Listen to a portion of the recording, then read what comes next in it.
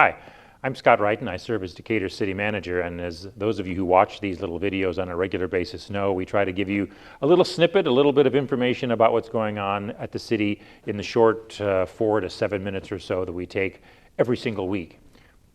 I'd like to start by talking a little bit about a topic that I have talked about before, but I want to give you a little bit of an update about, and that is the reconstruction of Highway 51, Business 51, between El Dorado and Pershing.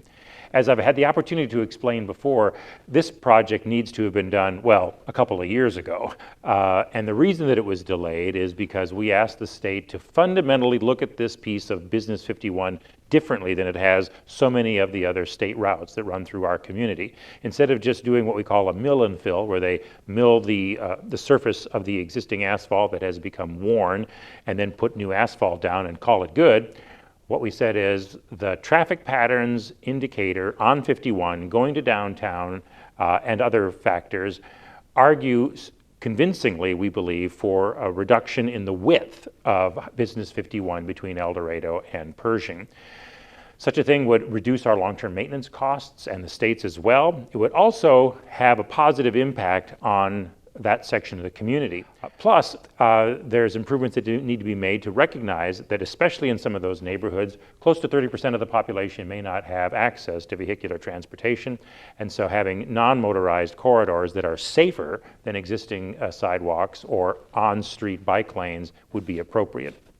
It took us a while to convince the state to go along with that, and thus the delay, and that's partly why the state had to come in this year and make temporary patches over some of the worst parts of Business 51.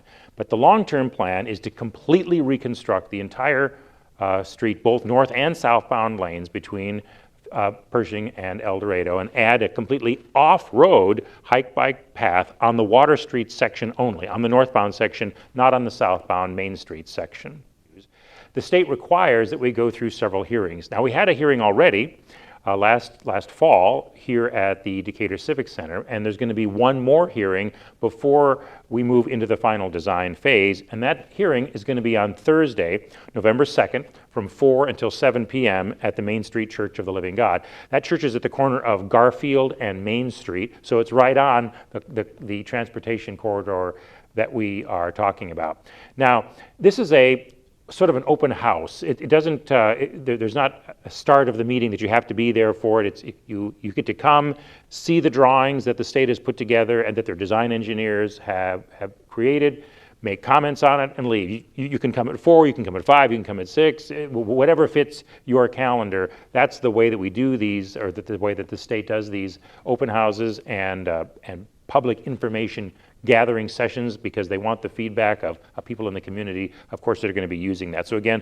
Thursday, November 2nd, at the Main Street Church of the Living God, at the corner of Garfield and Main Street, our communications coordinator will provide some additional information about that. At its last City Council meeting, the City Council did several things, but I want to zero in on one in particular.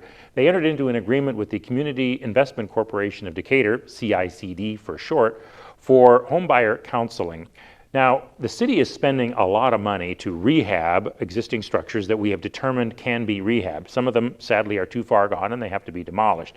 But where a structure, principally residential, can be rehabbed, we want it to be rehabbed, and the City Council has authorized several different programs for rehab, intending not only to improve the housing stock, but also to get people into owner-occupied homes as much as possible. We realize that some of it's going to be rental, and that's okay, but the fabric of a neighborhood is always a little bit better if there's a higher percentage of owner-occupied homes. But we've also observed in all of this that sometimes new home buyers, new home owners, aren't as proficient maybe necessarily knowing what kind of financing options they can access, how to take care of their homes, certain maintenance techniques and so forth. We want them to be successful as homeowners and not to fail. And so we've contracted with the CICD to provide some of that counseling.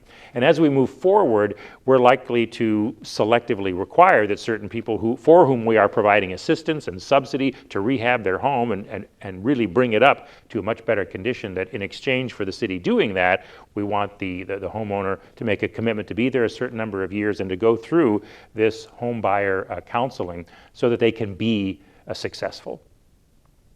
For more information about that program, you can call either CICD or the city's Economic and Community Development Department. Thanks for tuning in, and thanks for giving us a little bit of your time today. I look forward to talking with you with some more information from your city government next week.